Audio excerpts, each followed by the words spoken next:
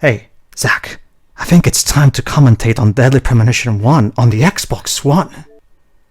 Are you ready? Okay, let's do it. Hey, look, Zach. It seems like we have 4 other people here commentating on this game with us. Huh? I have to say, sir. Shall we introduce ourselves, Zach? Sure. Hello, I'm Pedro Duarte, commentator. Please, just call me Pedro. That's what everyone calls me. So, Deadly Project Premonition. With a Rising Star Games. So yeah, it was originally developed by Access Games, aka Sweary's old studio before he founded his own company. I'll explain more about the history of Access Games later. All characters appearing in this work of fictitious audience and between real persons and groups is purely coincidental. Real persons?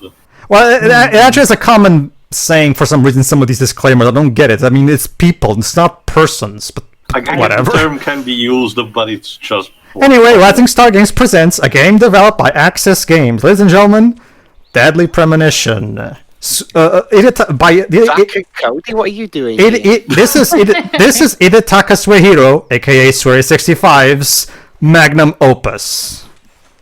Until the sequel, from what I've heard. Well, obviously, but this is the game that catapulted him into a hero to geek culture. So... Yes. So, I have heard many things about this game. I have heard it spoken in wonderment and amazement. I've also heard it referred to in horror and despise. Jova, trust me. It doesn't matter who you hear talking about and what they say. Nothing is the same as actually experiencing the game firsthand. I can imagine. Trust me, this is not like any other game you've ever experienced, I assure you. I will say this is one of the most Western-looking games made by a Japanese... That's because, everybody, Swery is a gigantic Westaboo. Like, he just loves Western culture. He really does love to bowl as well, from what I've seen. Okay, and I love this music, by the way. Game designed by Swery. Yeah, that's how he goes by on the internet, Swery. And that's how... That is his pseudonym, basically. Just roll with it. And yeah, you're probably wondering, Pedro, what are you talking about, Xbox 360 game? This looks like a PS2 game. Well, that's because this game was originally being made for the PlayStation 2, and then it got shifted to the PSP, and then it got shifted to the Xbox 360. Wow. I'll explain why the development took so long later, because, what's going on here? Oh, hello there, miss. With a Godiva hairstyle, I see. If it was pronounced Godiva. Also, what with these Metal Gear Solid music? That is... Microsoft Paint would be proud. She has a huge... Actually, you know what? I'm not going to say it. Never mind. Scar. Yeah, let's go with that. Yeah. Children, look away! You're too young to be seeing this. It's a train. Alright, kids, let's go home. Holy Jesus Christ, what the hell is that? What did you do? Oh no. Okay, everybody, are you for those symbolism much, Swery? So yeah, guys, you thought Atlas was the only one that loved incredibly unsubtle religious symbolism? Well, there you go. Wow, complete with the snake and everything. Exactly. All that's missing is an apple. I mean, it's a tree. We're close to that, Jova. Wait, are they gonna show an apple at the top I love all of the the time tree? it's just tucked in a corner, almost as if it's shy to show itself. Also, Deadly Premonition. I don't know about you guys, but I'm definitely not going out there to get her down. Well, someone has don't you have to preserve the crime scene? Maybe we should call the police? Well, you're just in luck. The sheriff, meet the sheriff and the deputy sheriff right here. So yeah, tell he's the sheriff by they actually did that. Oh god, that ground texture. Oh god. So, that's so beautiful. One thing, audience, one term I tend to use to describe this game is craptastic. And that's exactly what it is. Trust me, Shiroi. You haven't seen shit yet. I've been looking forward to this. Well, it's nice to see that the kids repressed that incredibly horrible memory really quickly. So there's that at least. Also, and now we get to see. Okay, allow me to help, because basically that was Anna. She's a murder victim that we're going to be investigating over the course of this game. This woman is mourning for her. Yeah, that was her mother. Yeah, and this is her best friend. Basically, now we're seeing all because this is a small town, and the death of Anna has actually affected a lot of people, as you're seeing right now. Unfortunately, because the game has really, really bad facial animations, it doesn't really do a good job in conveying that. It's very inconsistent. Some models like this one are actually pretty good, while others are really bad. You have to understand, everybody, that this game was produced with a low budget. Here's the problem: Swery doesn't allow a low budget to dictate what he does, even if it is a low. Not gonna stop him. Even if it's a low budget, he just went, well, actually, I want to make a big open world game where all the NPCs have Shenmue-like daily schedules, because that's totally not a recipe for disaster or anything. Now, whereas most people would run away in horror at the thought of that, Swery's team stood by him and they created this. And now we're hearing. Oh my God! Marvelous Entertainment, our old pals. Yeah, they're the Japanese publisher, and they're the ones that actually own the IP. So that the same people who own School Days also own this. Why am I not surprised? All right, everybody. Here's the first thing you need to do when you play Deadly Premonition. You need to go into the sound options and adjust the sound settings. Why? Because the sound mixing is not the best. However, you can make things easier by turning down the voices to the music to 50%. Right now I'm just showing cruel production. Cruel production means blood. I don't know why they call it cruel production, they just did.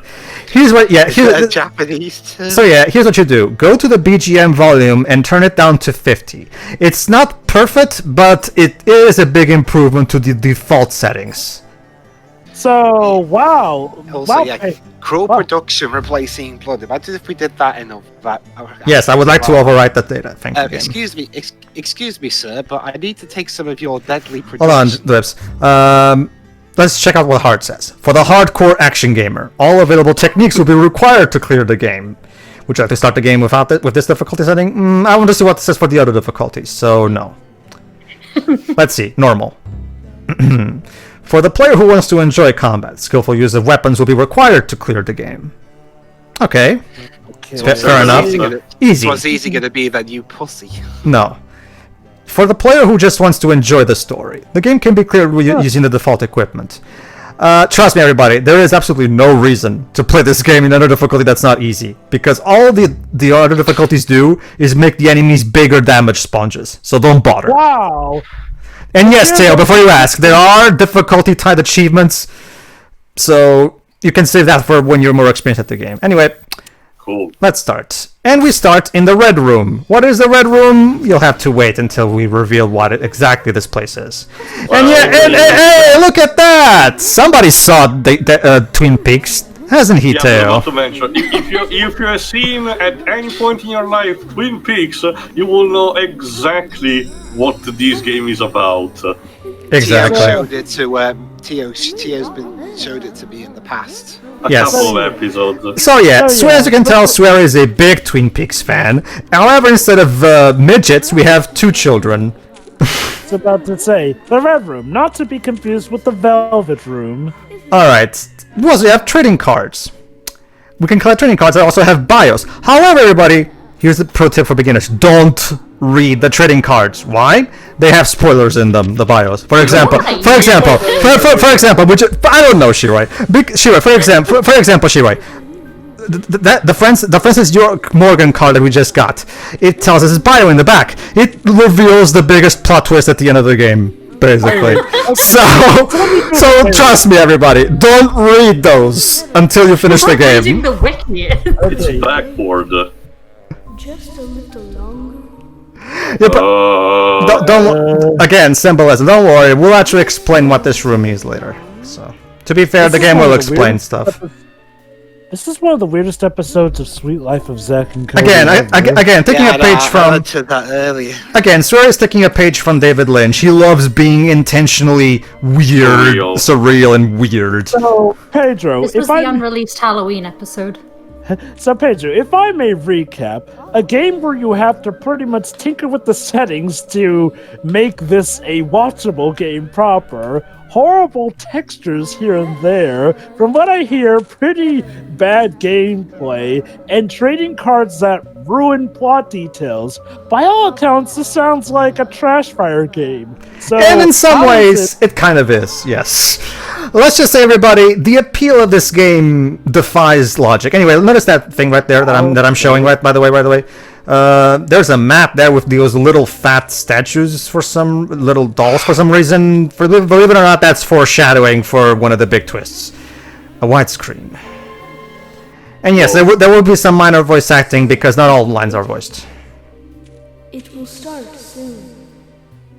Okay, Cody. The game, you mean?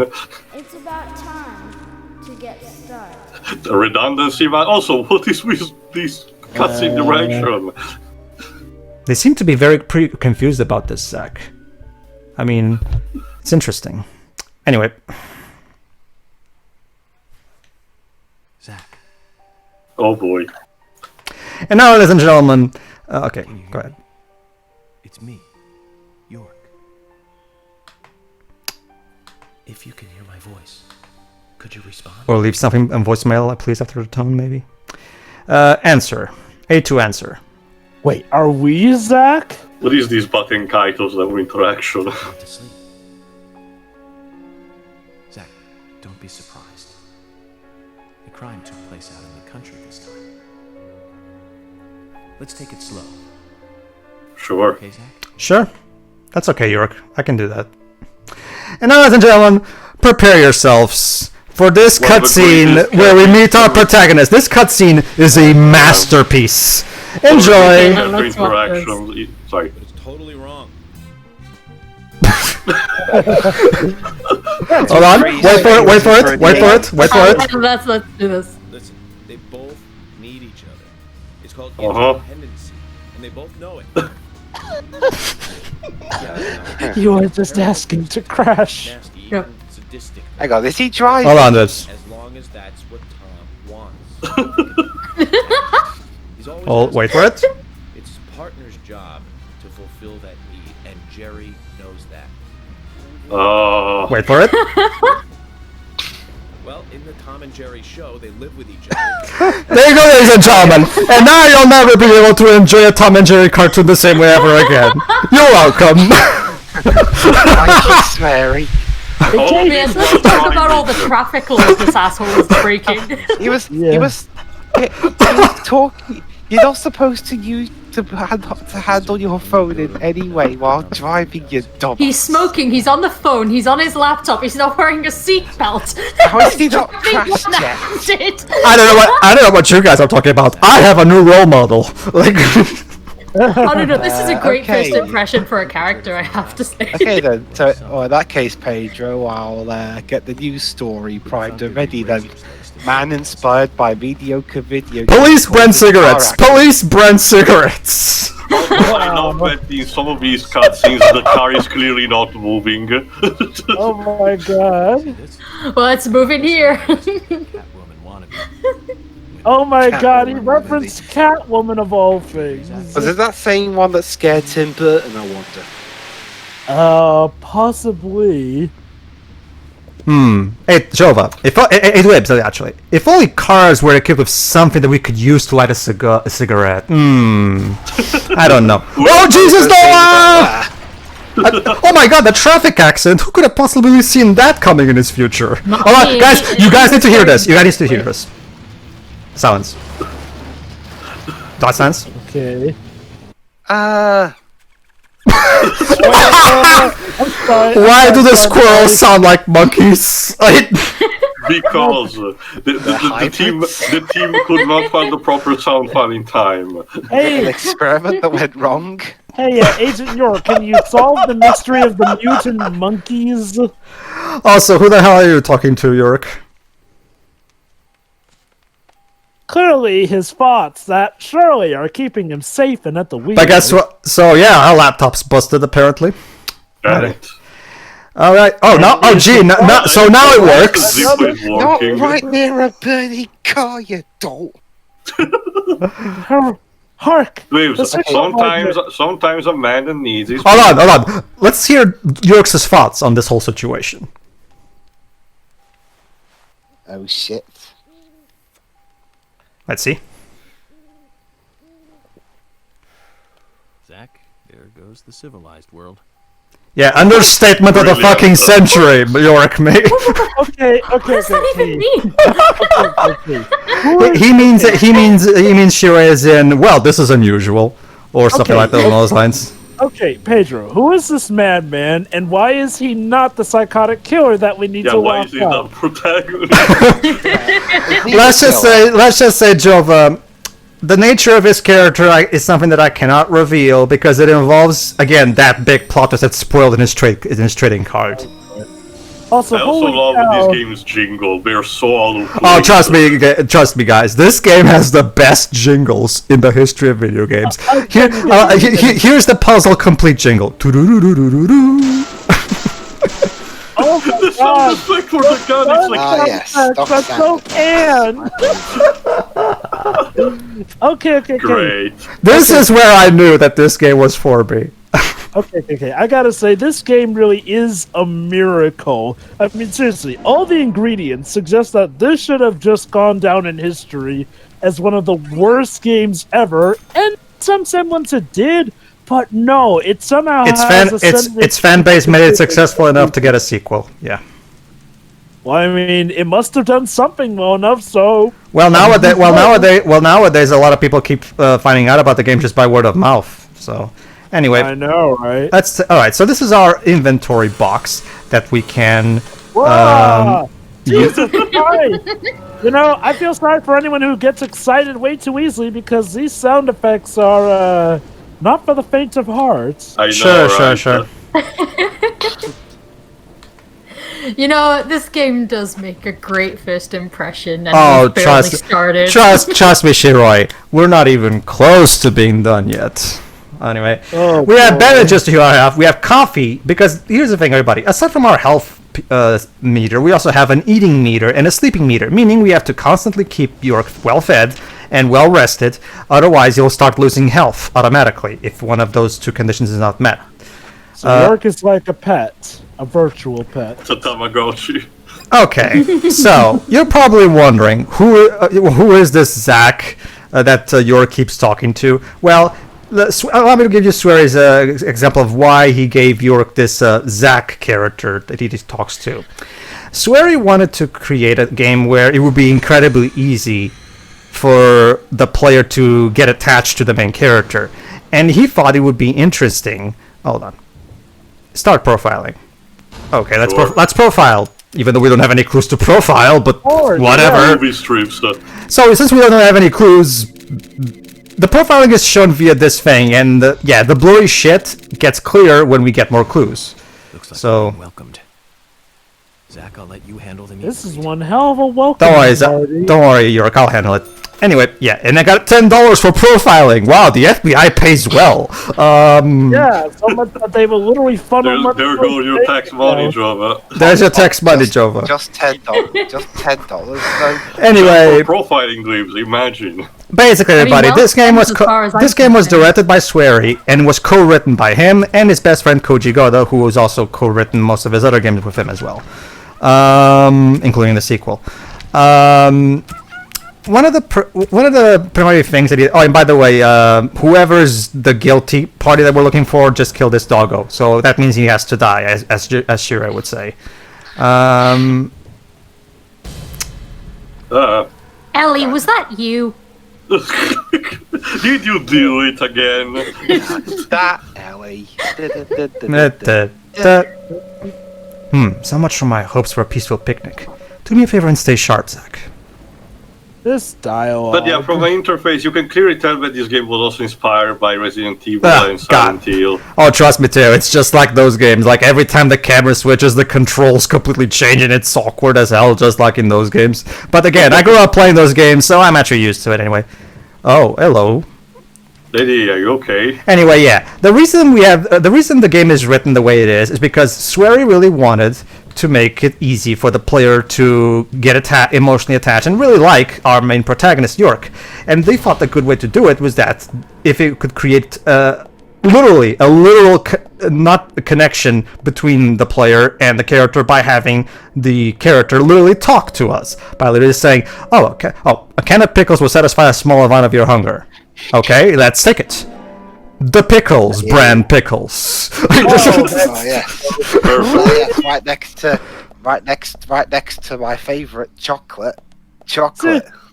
Seriously, I love these jingles. Like, seriously, it makes this game feel like a missing Looney Tunes cartoon. Oh, trust me, Jova. Wait till you hear the the side quest complete jingle, right, Teo? Yep. Oh boy. Anyway, okay, I will now turn on the generator. Yep, it's just as easy as that. Just turn on the generator with a button. Push the button. Yes, that's simple. But yeah, so the idea was, the reason York talks the way he does is so that you immediately start feeling a connection with York, and the fact that he's always talking to you. And like for example, when we first started the game, it was like, hey, it's time to start, and the country took place in the country this time. So let's take it slow. Okay, Zach? So that was the primary idea. The fact that York is always acknowledging you, always, being nice to you, and just constantly, you're basically York's partner. Basically, you're York's partner. I always thought that Zach was the name of his serial killer alter ego. Why so serious? And now we got the mysterious shadow. Store this away for a later nightmare. How nice! But yeah, you know what's funny? All right, allow me to mention the controls. The controls in this game defy all logic. I know what you're thinking right now, Teo. Okay, so I'm guessing you do it like in Gears of War. You hold the left trigger to aim and the right trigger to shoot, right? Nope. Instead, you hold the left trigger to aim, then you use the right analog stick to aim them out, and then you press A to shoot. And you press. You think that's you press the R trigger to lock on, as in like to lock on your aim to the nearest enemy. Now you're probably wondering, Jova, wow, that sounds weird. Trust me, Jova, that's because I'm using one of the different alternate control or profiles.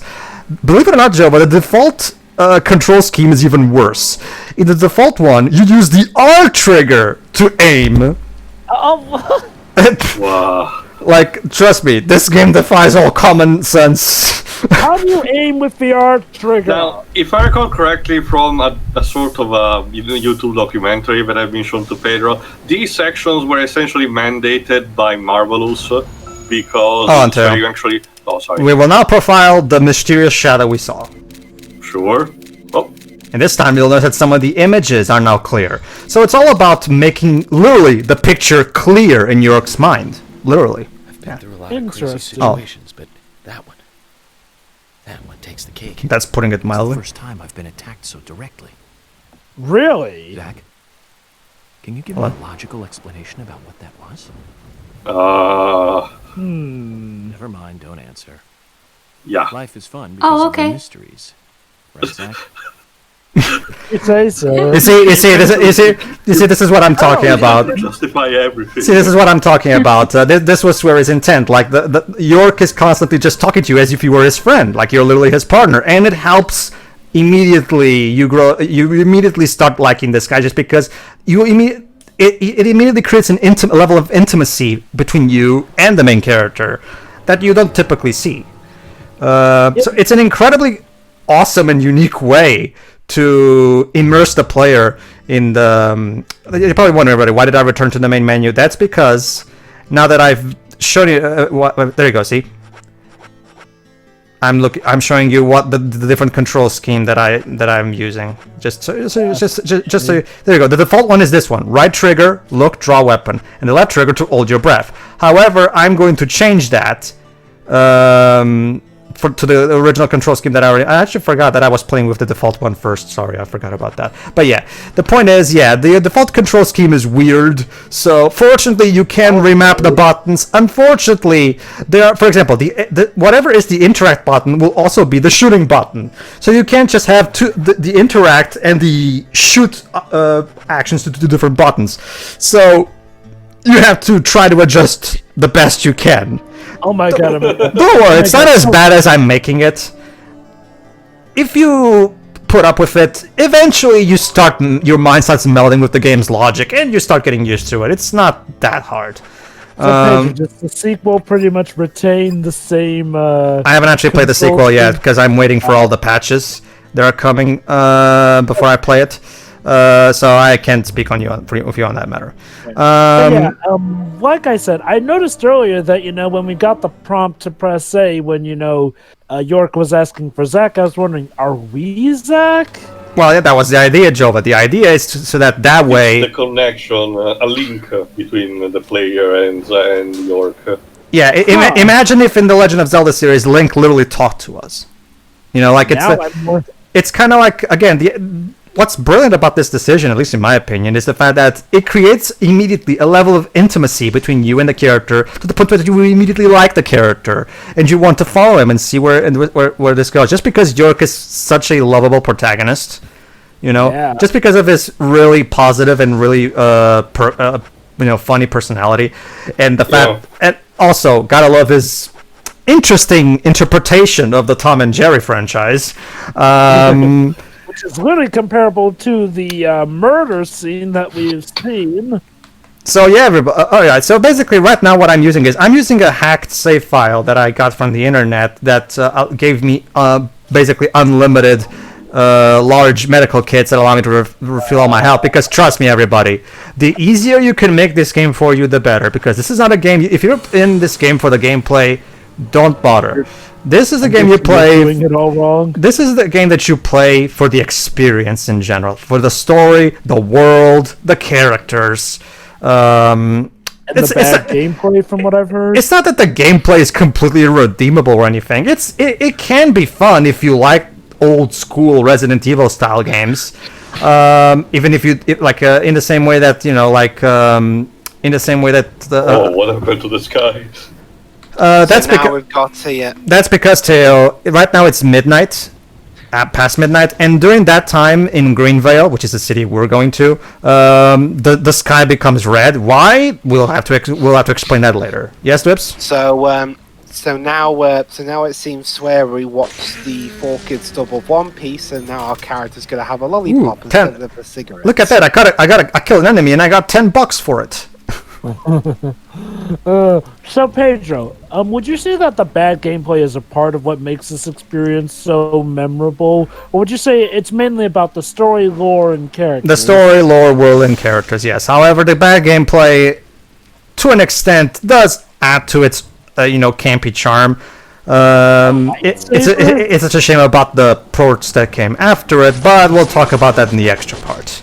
I think if I recall correctly, again, these shooting sequences were an executive mandate from Marvel. Very good. Good one, Teo. Thank you. The original idea was to make this purely an adventure game. That's it. It's all about investigating stuff, talking to people, finding evidence, all that stuff. Purely think an Ace Attorney game, but without the trial scenes. However, because at the time, and remember this was a 360 exclusive at first. At the time, shooters were the most prevalent genre, so Ignition Entertainment, because remember, the story was always making this game with the Western market in mind. Ignition Entertainment, which was the U.S. publisher of the original release, demanded that, okay, if you want to make this game popular in the U.S., you have to have some kind of shooting play style. And that's why these sections feel a bit tacked on, because they were literally an executive mandate that he was kind of forced to put in because of the publisher. That was partially the issue behind Shadow the Hedgehog, wasn't it? It's like, what do Western people like? Well, to be fair, Shiroi, that was purely intentional. I don't think anybody forced Izuka to put guns in the game. I think that was an intentional decision. It was just the only comparison I could think of. I'd argue Bomberman Act Zero was a far worse example. Sure. I'm not familiar with that one, so... Sure. Let me put it like this. You know that cartoony robot from Bomberman? You know. Yeah, I know what the character looks like, but I'm not familiar with the one specifically. Forget about it. Well, sure, for Bomberman Act Zero, let's give you a complete generic-looking muscular robot dude, and for the robot girls, we'll give gay-naxing boobs too. No, Why? there's literally Because Konami, Shiroi. Oh, God. So, Pedro, if I didn't know better, I'd say that you were using a flipping lightsaber earlier in this Yes, game. that's because, everybody, if you go all the way to do one of the game's hardest side quests, you'll get a lightsaber, which is the best melee weapon in the game. It has unlimited, it never breaks, and it's incredibly powerful and practically destroys a lot of enemies easily. So... Okay. Also, I gotta love the songs that the zombies in this game do. Let me go. That song makes me cry every time. A lot of games. Hold on, Tim, I'm gonna have to interrupt you. Sorry, go on. Oh, Scratches. a lot of scratches. Let's see what's going on here. Painted on scratches. The generator looks really bad, Zach. I think the killer really had a grudge against it. Well, apparently the killer in this game hates generators. Okay, sorry, no. Okay, let's see. Yeah, the generator looks really bad. We already read this. Let's see. We actually sorry, wrong button. Let's see. Yeah, we already read this. Really bad. I think the killer really bad. Yeah, I forgot for a moment that we can read this. You got machine broken by an axe clue. Whoa. That's what I always wanted. Yes. You know what that means? Together. It's time to profile. So, Pedro, what happens if you don't press A before the meter runs out? Nothing happens. Don't worry. The only profile you're forced to do is the final one. When you get all the clues. However, that's for the purpose of you being able to try to piece everything together before the game tells you what the answer is. Oh, I see. Zach, So let's try to find a way to fix this mess. And we got the fuse box. Okay, so basically, choosing whether or not to profile sort of decides whether or not if you want more like, a seamless transition into figuring it out, or if you just want to try and figure it out without the hints, I'm guessing. Not just that, like if you're not interested in participating in the mystery solving, you can just skip those bits. Like so the game does give you that ability if you want to genuinely have just as much information as York does, so you can try to work it out in your head before the game gets to it. By the way, that animation of Zaka going through the door, if I recall correctly, you mean York too? For every single door that he finds. You mean York too? Sorry.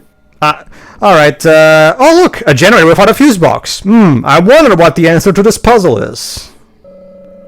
There is no fuse. Without a fuse, it won't work. Alright, here you go. We're about to listen to the jingle, so listen to this. This is the jingle, that's great. Looks like nothing is broken. Since it's the same model, I think I can fix it. Alright, here you go. I love this jingle that we're about to hear. Okay.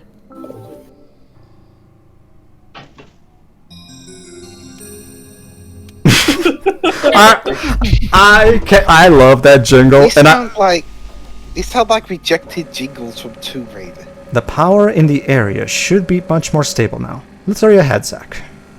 Yeah, it's probably better. Partner. Alright, so let's go. Oh my god, Shiroi, all things considered, do you think Toby might have gotten some inspiration from this game for Undertale? I wouldn't be surprised. Oh my god. It's hard to tell since he got inspiration from a lot of places for Undertale. Yeah. Including Toho, Earthbound. Well, actually, the mechanic of befriending the enemies that we encounter like that, actually, but I think he mentioned it comes from Shin Megami Tensei. Sorry, I couldn't mute the time. Apparently, Metaton's design was inspired by SMT, but I'm not sure where.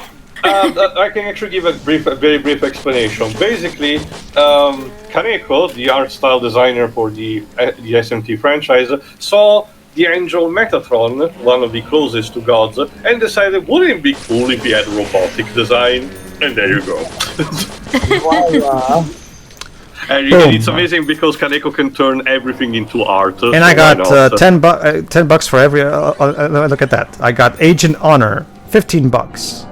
You know, Kill everything. Hey, look, Theo, bandages, bandage brand bandages. Those are the best bandages, aren't they?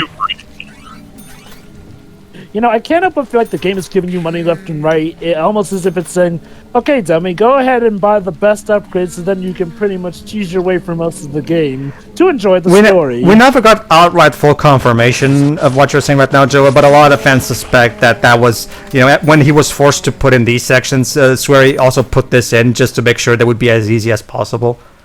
Would not surprise me. Again, it's funny how he pretty much blatantly says, hey, if you want to enjoy the story, go easy mode. Jesus. Quick time event? Huh. Okay then. Hey, where the fuck are you going? Come back here, Axeman. Like, it's just... I guess he learned from Sonic. That's no good. Like, for the record, everybody, that's our killer, the raincoat killer. We'll get to him later. Wait, wouldn't that make him a... Hold on. I love this reaction from York.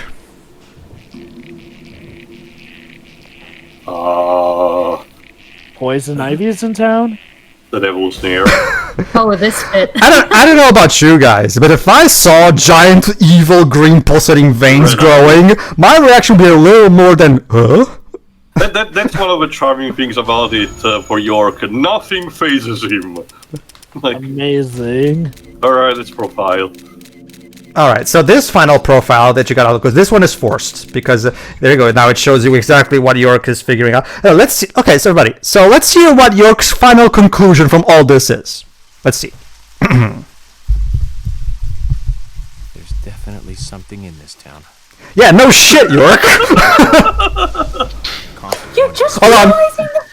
The coffee? Wait, what? My coffee made a sign.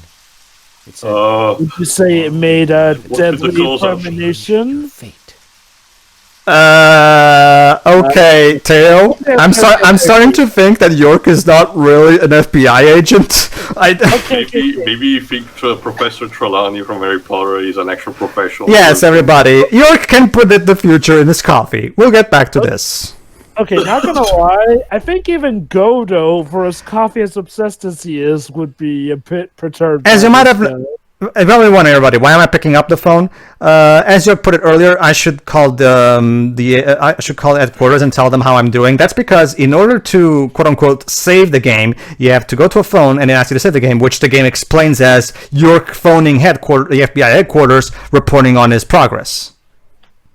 So interesting. So yeah, everybody, that was our introduction to something. It's some kind of premonition, all right. They seem to be pretty confused, but at the same time very intrigued by this, Zach. It's a game. It seems Dwim seems very apathetic about this whole situation, Zach. What do you suppose we? It's just. What do you suppose we do about it, Zach? Okay, never mind. I guess we can just continue on. You're right. Oh, I'm sorry. I'm sorry, Liz. You were saying something. I said we should continue on.